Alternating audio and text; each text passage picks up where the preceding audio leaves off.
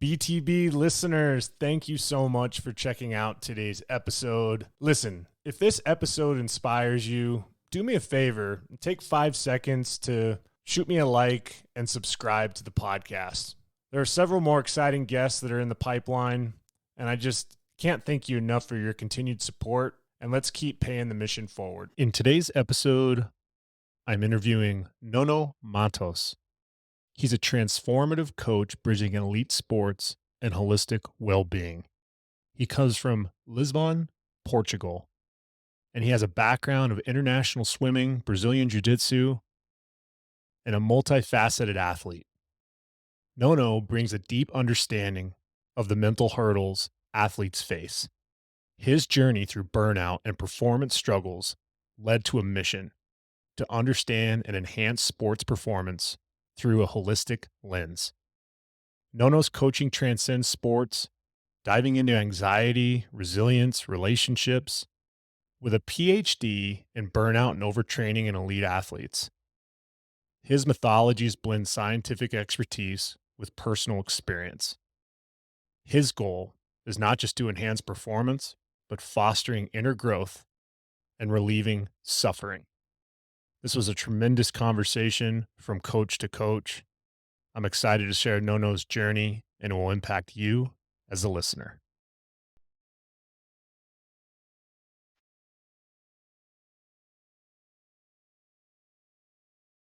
Welcome to the BTB Project, designed to empower listeners to identify their why and to live their best lives no matter the circumstances. My name is Coleman Gearheart. A former athlete and motivational coach, I've had the opportunity to inspire thousands through my story and help accomplish what they are built to be. You'll be encouraged by each and every episode, and let's get into it.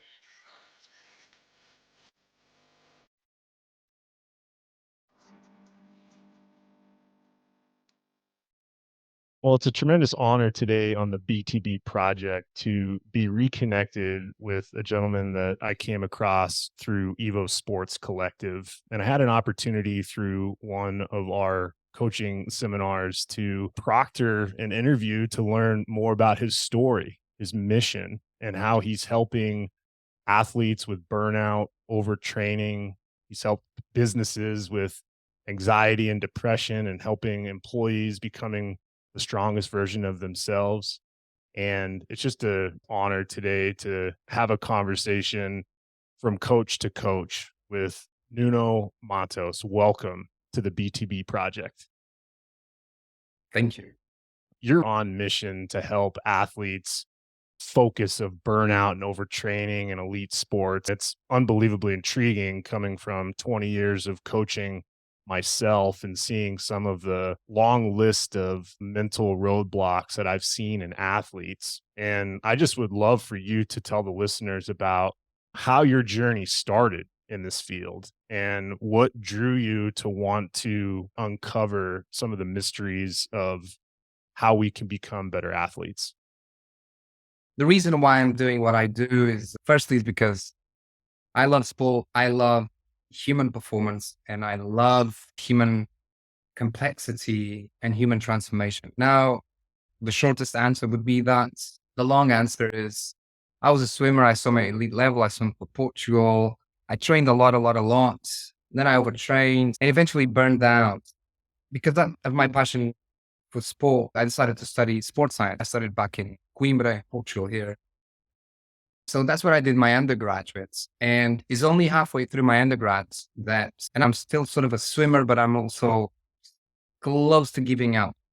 And it was when I went to England on the second semester, I had a module that was called exercise programming. Richard Winsley, he ended up being my MSc and PhD supervisor.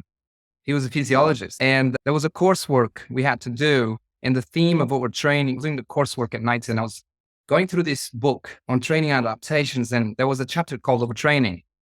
And I started reading it. I started going through the symptoms that athletes experience: extreme fatigue, the not recovering, the sensation of burning muscles, constant anxiety, worries. And I was like, oh, I experienced, this is what I was experiencing.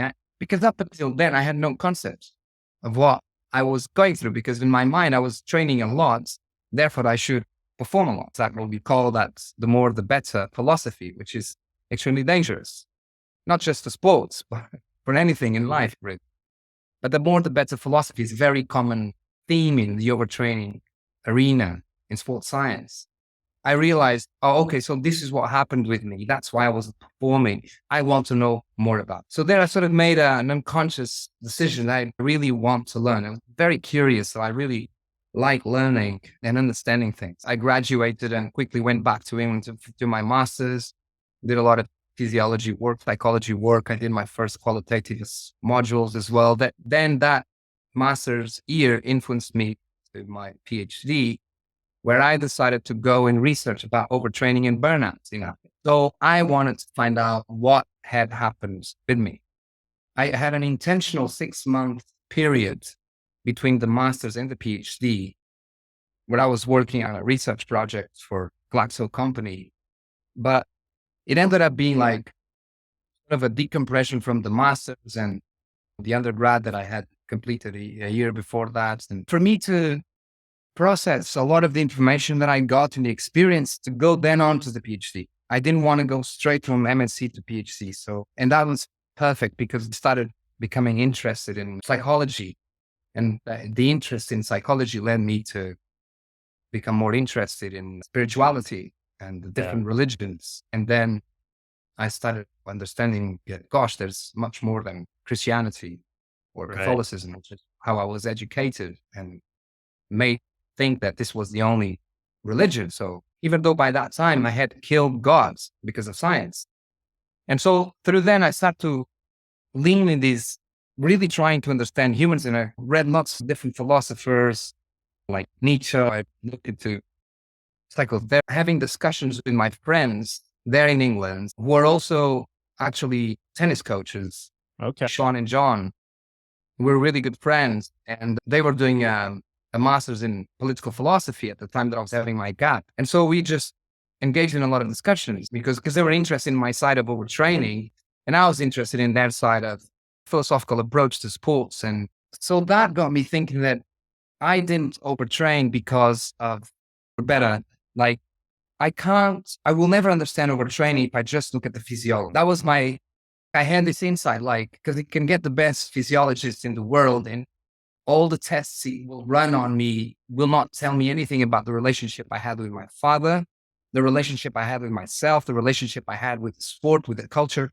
So all these factors got me thinking that, okay, so when I start my PhD, I want to combine physiology with psychology and sociology. So I was trying to paint a greater picture of the phenomenon because I felt it expressed on those lines.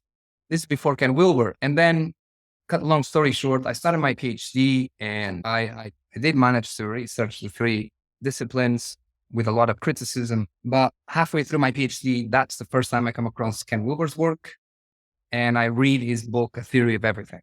Right. So actually, one of these guys, John, it was the tennis coach that I was mentioning, he said, because he knew about my PhD, they knew about what I was doing and the difficulty. They agreed with me. They knew that the criticism was coming. And I said, man, I came across this guy when I went to India, Ken Wilber.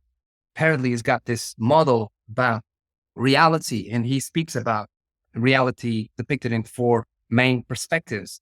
And I think what you're doing is right there. So you should read his book. So I read A Theory of Everything, and then I devoured a lot more of his books, and I felt I was on the right track. I complete my PhD combining the 3 disciplines and not being happy with sports psychology was doing research because I felt it was too limited and too almost Cartesian-like. I had to find something else. I wanted to work in the field, and I really wanted to work with the athletes. So I wanted to work with the human beings. 2 years after my PhD, I hear about this same John, that there's this school of coaching called Integral Coaching Canada. They're using Ken Wilber's model to apply it to transformation. Wow. To do it. And I'm definitely going to check. And I did it. So those 2 years after 2014, I graduated, and as a master coach, I started my business. The reason I am here is because of all this that led me to find Integral Coaching Canada and do what I do today. I work with human beings and I help them improve their performance. Just a remarkable journey. And I think it is important to share the story in its entirety because the journey that you've been on, you've learned each step of the way of all of these different intricacies of how you said it, human beings. And I can completely relate to that. Not educationally, I was able to get a master's in sport management, but with the relationships that I have with the athletes that I help. And I want to get your perspective on this because I think it really ties in your work really well. Is BTB is an acronym of a nickname that I got growing up, Big Teddy Bear. And I was 5'10", 305 pounds. I was a big guy, and people called me that, and I hated it.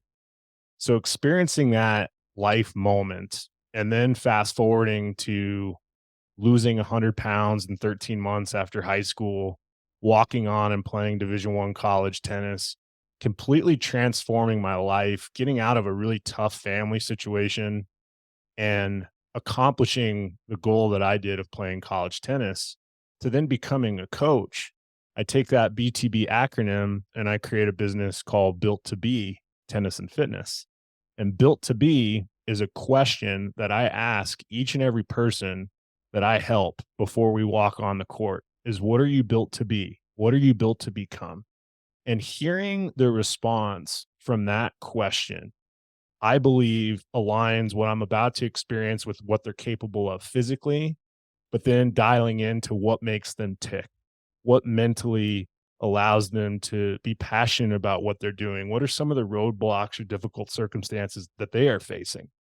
And this is all a byproduct, to your point and your journey, to how I was able to learn by fire, learn by example in my own situation, to then taking all of these different pieces and becoming what I would call a holistic coach.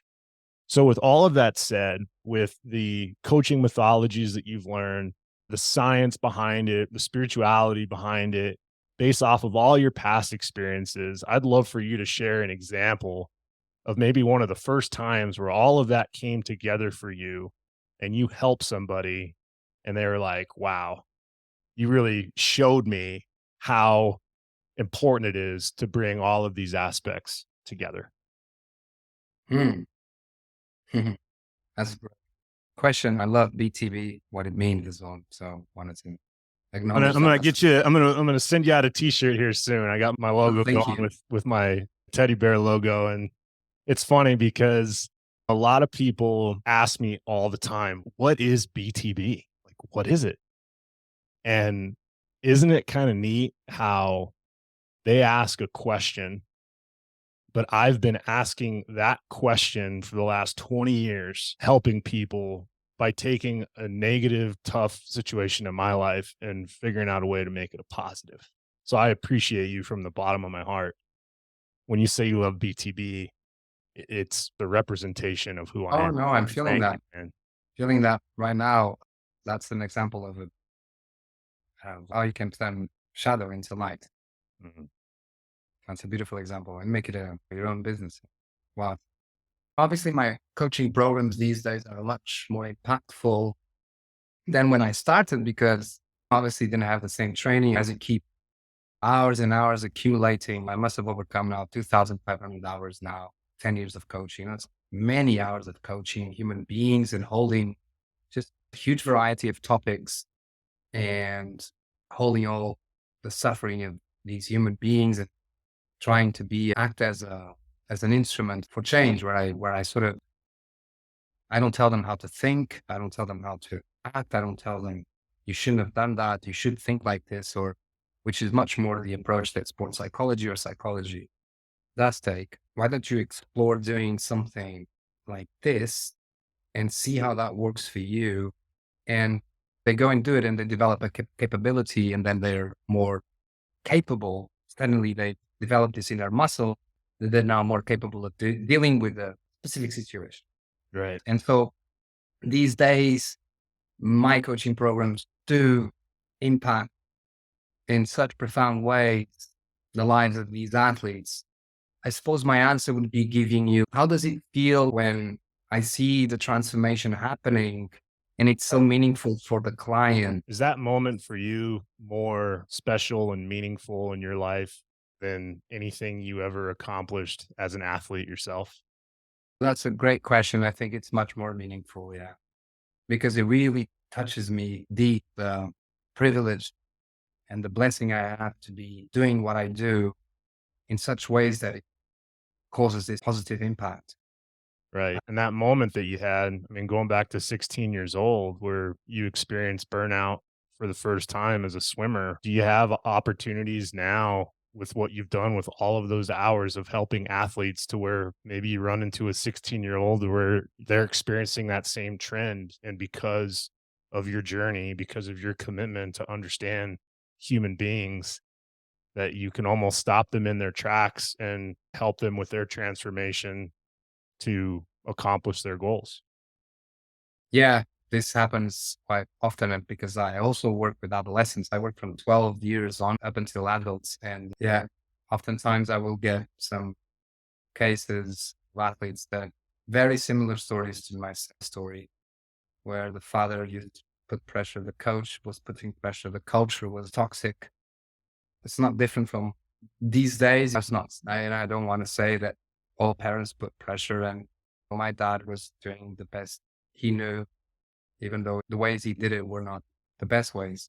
And I'm completely at peace. I did my own work and therapeutical work. Come to the understanding that dad, the way he dealt with me, due to his huge love for me. But the problem is that this is even more ingrained than 20 years ago. And now it's got more toxic. Even though we're having more and more people, specialists, or people who are capable of dealing with these types of situations, it's the situation. I think it's worse. And so in that way, like yeah, it's going back to that deep privilege of knowing that this kid was sort of me Yeah. 20 years ago, and he has this amazing opportunity to have help, to have some type of like a profound support for what he's going through. And he's going to feel like super supported, and it's going to transform, and it will be so great for him. Like I have athletes that I coached back in 2016, 17 that text me saying, I will never forget the work we've done because it has changed my life profoundly.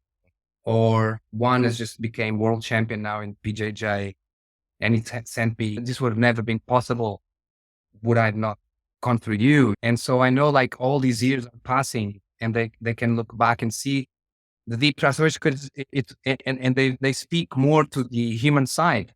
That was a part that they don't speak to the performances, Right. right? They speak more like to how their human side was somehow honored and maybe wasn't me. And I love how, as we're talking about coaching and performance and how it's led to the human element of our passions, our journeys, very powerful. I appreciate you sharing about your dad. I had a mom that was an addict. I took her to her first rehab when I was 16. And unfortunately, she lost her life, 4 rehabs, just couldn't kick it. And she passed away when I was 20. I share that because the last interaction I had with my mother, and again, there's a lot of pain and hurt through my relationship with her, but at the end, she was my mom and I loved her. And she told me last words was go help people. Mm. And when she shared that with me, it ignited this despite the situation, right? And I see this a lot with my athletes, whatever situation they bring, whatever is going on at home, or I work with a lot of high school athletes that are focused on their studies and they're overwhelmed with tests and the social aspects. I mean, social media, we could probably have 9 podcasts just on social media right now and how it's affecting kids. But I just love what you said, where a lot of the people that thank me are thanking me as well from that human element. And I think that's just what makes me tick is if they win the tournament or go play college tennis, or a few have played on the tour, it's like all of these accomplishments are fantastic. But at the end of the day, it's your impression on people, your impression on changing lives. So as I'm saying that, I know that your holistic approach to how you are developing human beings has inspired them and has changed their lives. Where do you see your continued development as a coach, as an integral coach? We talked about the four quadrants when I was able to do some questions with you on Evo Sports Collective. Scott Ford, who's a mutual friend of ours, he always talks about being a tier 2 coach, and he calls me a tier 2 coach, right? And I just want to know, what does it mean to you knowing all the hours you've put into this, all the people you've helped? Like, what's the next level for you, man? Because I believe you're just at the beginning of what you're capable of doing to change people's lives and have a byproduct be their sports performance or their performance at work improves. Wow, such good questions, Coleman. My vision is to coach teams, to evolve from one-on-ones and coach teams. I'm getting closer and closer to football, soccer. And this is not, I like watching football. I'm passionate about it, like playing. I was never like very fond of it. I'm much more like radical sports and etc. But I got my team. I like to watch them, but I'm no longer a supporter like I used to be. I've seen how toxic, again, the sports culture, the football culture is, and how low morals there are in all the different groups of the football. So it's like meaning directors, presidents, coach, athletes themselves, the fans. You see this type of collective behavior that's not acceptable, at least through the lens of high morals, it's not. But you see a lot of behaviors that are accepted and they're very, very negative and bad. They bring a very bad image, a very bad example for the young ones growing up who end up growing up in that type of culture, and then they end up manifesting that culture through those low behaviors. And so because I've never had this relationship with football as like football, like this great sport for me, what I see is that because football moves move the whole world. So like now in the Saudi Arabia now, because Ronaldo went there, and now new top players are going there just for the money, and just, this is going to spread. So it's like football can just move. When I was training to become a master coach, and I was thinking how can I facilitate the most impactful change in the world, and where I thought of football, because football influences so easily. Then if I can work with a team, because I know I'm extrapolating that if my one-on-one work is so, and I've done team coaching work in corporates, Right. I also seen how profoundly impactful that is. I can imagine like, so if I let me do it with the sports team, and I know that when I do it, all the neglected aspects that the sports managers, the directors, the president, no one can deal with it, because it's not they're not capable, they're not trained to do so. It's not their job, because a lot of stuff and a lot of good stuff is being done on the exterior side, on the outside. So like the physical training, the conditioning, the doctors, the physiotherapists, they've got everything. They've got the top technologies to assess tactics, everything. But on the inner side, they're just left in a toxic culture. And this provokes a lot of problems. So my vision is not if, when I work in team sports and in football specifically, there will be the manifestation of dealing with those toxic interiors and transforming them in positive will have to manifest in performance, and will have to manifest in the way they behave humanly. Yes. And people outside will see it. So then a message can be spread, passed out. Because if you have guys like Cristiano Ronaldo and other great players, but they're not necessarily advocating or living off these huge luxurious lives that do not bring them happiness, because they will eventually question their own happiness. And they show examples. It's not that I'm saying that you couldn't have a car. I'm not saying that. just saying how you relate, how the image you pass outside, they could become much more humble. And that could bring a lot more people together. And that could ease the tension between fans. Because if you see the players and opposing teams hugging as opposed to fighting each other, the likelihood that the fans will fight each other is a lot less. So my vision is this: is I need to cause the to transfer the one-on-one impact I'm having to a collective impact. Yeah, and that's so powerful because I do believe one of the biggest challenges that coaches have is having the impact that we're talking about from the one-to-one perspective to translating that to a team and developing a culture. It's very hard to master both. But what you just walked us through in relation to football, some of the epidemics of sport teams. I mean, we see that in the United States in various different aspects. You look at the NFL, the players, the money that they make, those organizations, the trouble that they get into, the on-field altercations with other players. I mean, it's a barbaric sport. These guys are hitting each other and listen, soccer too. I mean, it is amazing when I watch some of the international soccer games and I see those stadiums and I see how electric it is, but also too how everyone's kind of on pins and needles. Like you said, fans are fighting each other. Why can't we celebrate and make things more together in community? And both of us know that it is a win for us when not only we help someone accomplish a goal as an athlete, sure, that's awesome, but when they become good people of society, when they are able to take the lessons learned, the holistic approach, and implement it in their own life.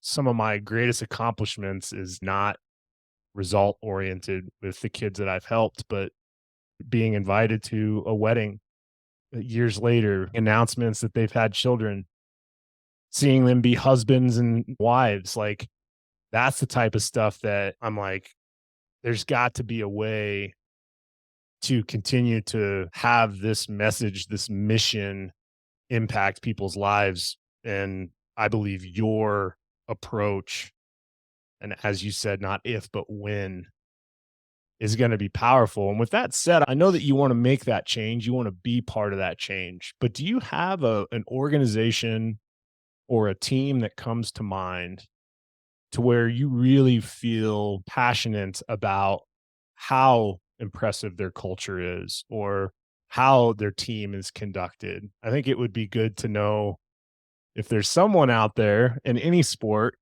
to where you're like, these guys really understand culture and how to develop human beings. What I want to say is we have to shift the name of the sport that we're referring to. Because if you go to rugby, and we just had the world, did you see it? I mean, I follow rugby for many years. This is an example of how people respect themselves. There's no fighting. Players respect themselves. And football has some physicality to it and some needed physicality, but it almost became also a game of glass trying not to break because any touch or it's enough for a penalty or it can play in many ways. But like no one responds to a referee in the rugby match. They can be upset with their decision, but they'll respect it. It's part. There's nothing wrong with being upset with a decision. It's just how you then respond from that decision onwards. I mean, humans, obviously, for humans, we should, if we're disappointed, like somehow manifest that disappointment in a way that's safe. It's correct that you're not becoming violent or projecting too much onto the other. And so rugby gives us that beautiful example of how such a brutal, like here I wouldn't know the difference between which one is more violent, is the American football or the rugby. Both are extremely violent.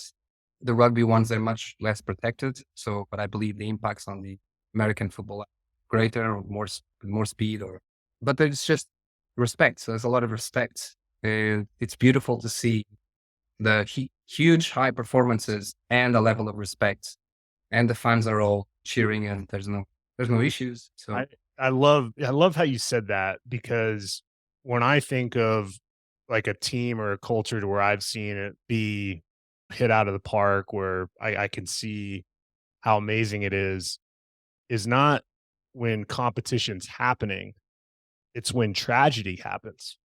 For mm, instance, American football in the NFL a year ago, the Buffalo Bills are playing a football game against the Cincinnati Bengals, and a player gets hit and goes into cardiac arrest, Damar Hamlin, and they're trying to save his life on the field.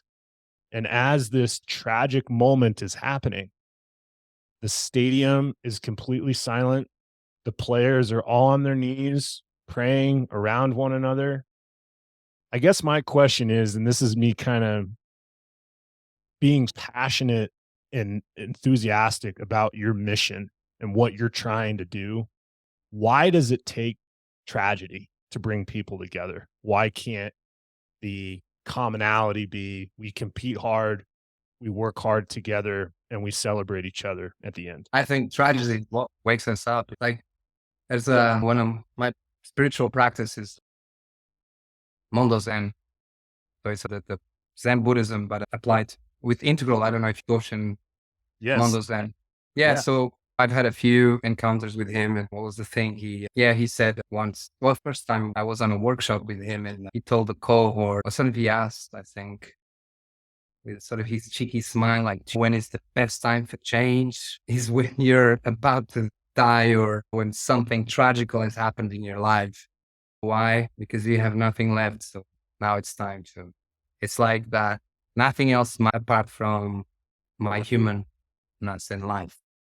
That's when humans are capable of change, I think, because unfortunately, I mean, we can still, and I could say this is like the essence of human evolution, because if you look at human history, it's so brutal and cruel. And yet it's so magnificent, because evolution, again, evolution is wonderful. It brought us all the way to where we are, and yet it's not necessarily beautiful. Like Jeff Salzman, I think, as one of Ken Wilber's friends, he says that evolution is great, but it's not necessarily beautiful. I totally agree with him. And so I think these moments, like when they're so tense, is what sometimes we need to wake up. And both at an individual, but also at the collective level, we sometimes need those big shakes to wake up and promote a real change. Now, this is not to say that change only comes with tragedy. No, gladly not. The society is so sick, so sick.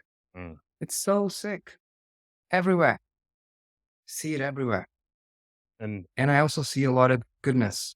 right. And you and I both know step one is to recognize that some of these situations around us are, that's not how it has to be. So once you recognize that it is sick, that is not how it's supposed to be, it makes me think about you as a person, as a human being, how you maintain alignment, how you are able to stay present, stay awake. I mean, it's so important to maintain your own alignment, to help somebody else, to help a team, to change, to be an impact in this world. I'd love for you to walk the listeners through, what are you doing for self practice, self care? Yeah, I've got my own therapy. I need these moments. I need to be held and not always hold. I've been holding a lot. There's been some tough 2 years of my life where, well, I had to have a surgery to my brain, my head, not my brain, but my head, because I had a condition, a chronic condition. I only came to find out by the age of 40. I was losing my vision. It was pressuring my optical nerve, and I started losing my vision. So that took me to the doctor. It was quite scary. And after the surgery, I felt like I gained 10 years of my life, because I had been living chronically, slowly, like the pressure in my head is just going, since this is a congenital thing that happened when I was in my mom's. Yeah. And only 40 years coming to find this out, and then having the surgery and having a year sort of like post surgery where I've just sort of physically been finding myself at the age of I just turned 43 now, but I feel like I'm 33. Wow. You know, like so blessed, like the physical fitness that came because I had this like, I was really struggling with lots of things and they're all gone. So that's a blessing. And then I had my daughter when she was still before the operation. Things didn't go well, unfortunately, with my ex-partner. And so got us into couples therapy and we didn't survive it. After 9 months, I took the decision to leave because I couldn't spend time with my daughter. And then after I left the house, she didn't let me be with my daughter. So I had to go to court. And through this process, I couldn't be with my daughter. And my dad got very sick a year ago. And he passed away past March with a very aggressive cancer. And then so fighting for my daughter. And also in June in court, the judge establishing with no chance 50-50 alternate guards. That's B. And in August, my life changed because I had my daughter finally every other week. She's with me. So I've been going through this long, difficult process. So to hold all of this, then I started therapy recently and I sit, but I don't sit. Like I meditate, but not as regularly as I want. I do sit quite regularly, but I'm not very disciplined. But I've been sitting for many years now, maybe 15 years.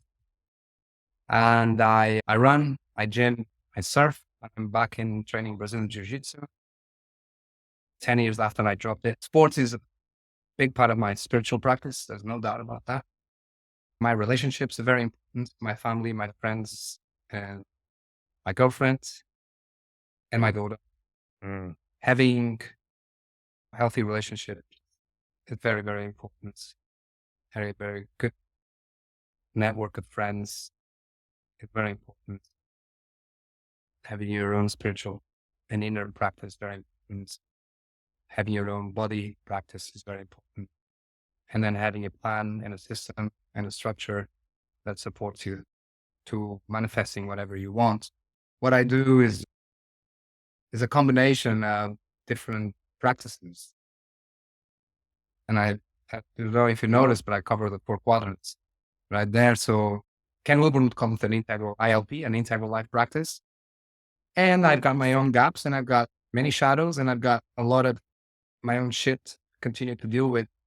And I'm not scared to say it and or ashamed to say it. And it's amazing how, as I continue to face my own shit, I stop myself more and more from judging others harshly. Yeah, I think what you said about going from holding Being held. to being held, that is something that I can absolutely resonate with. And this podcast, my goal is to have 100 episodes by the end of 2023. I started it in January. So in 11 months, I have 77 episodes so far, and I'm going to make a push in December. This all started because I got laid off from a job, and I've been thinking about doing a podcast for 13 years.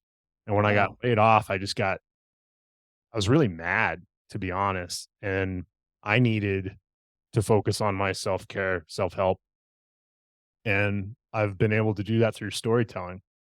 And I wanted to share my story. And so I started doing that. And then the people that I've come across in my coaching life, they heard my story, knew my story, and they're like, hey, I want to share my story. And then here we are all sharing stories, to your point, to say that, hey, there's still tough days. There's still difficult circumstances that we deal with personally. But as we continue to find alignment, to find hope, to find courage, you're able to resonate that posture, that energy to others. And it's very powerful what you just shared, because I think it's important, going all the way back to overtraining, to holding in. Like, I was very stubborn with my training, and my body's paid the price for it, to some of these things that you now faced later in your life with the health concerns, your daughter, adversity. There's so many different things. There's so many different layers to this. With that said, no, I want to ask you a question. I want you to go back to 16 years old. You're 43 now. 43-year-old No. being able to go sit down next to that 16-year-old swimmer that's overtraining, that has dad just absolutely given love, but tough love, right? And you get to have a conversation with your 16-year-old self. You've learned a lot on your journey. And I just would absolutely love to hear, what advice would you give your 16-year-old self, knowing what you know now?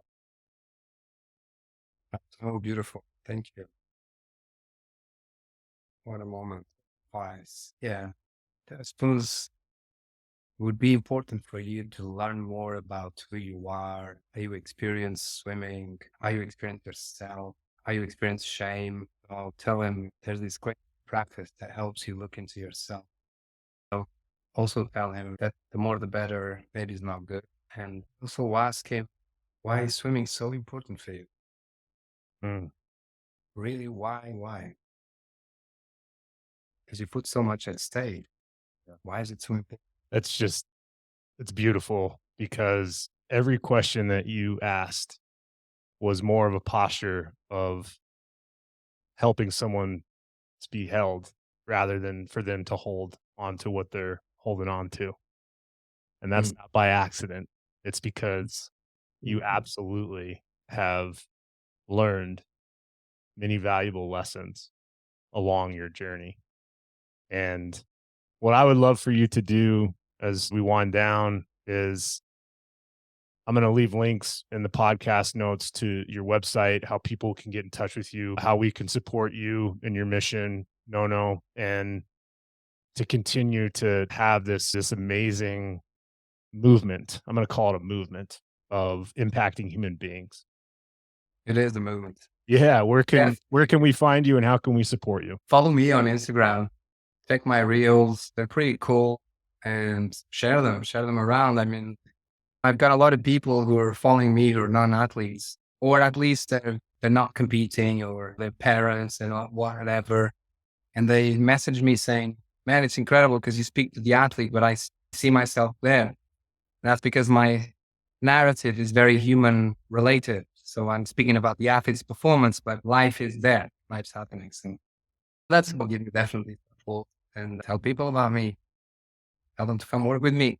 Yeah. Tell them they're going to have a ride of their lives, sitting just like that, having the ride of their lives. Well said. Nuno Matos, I cannot thank you enough for your heart, for your transparency, for the lives that you're impacting, and for the mission ahead of impacting groups of human beings, instead of just the one-to-one human being experience that we got to experience today. So thank you for joining me on the BTB project.